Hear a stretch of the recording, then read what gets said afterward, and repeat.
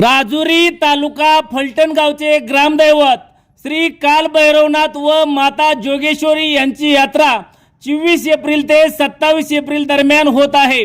गुरुवार दिनांक 24 एप्रिल रोजी सायंकाळी 7 वाजता देवाच्या हळदीचा कार्यक्रम संपन्न होणार आहे। शुक्रवार दिनांक 25 एप्रिल रोजी ठीक 12:30 वाजता श्री कालभैरवनाथ व माता जोगेश्वरी यांचा विवाह सोहळा संपन्न होणार आहे। दुपारी 2 नंतर बकऱ्यांचा कार्यक्रम संपन्न होणार आहे।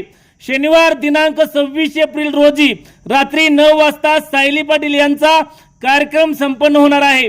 रविवार दिनांक 27 एप्रिल रोजी पहाटे 6 वाजता देवाचा छबिना तर सकाळी 10 वाजता हनुमंतराव देवकाते यांचा लोकनाट्य तमाशा होणार आहे।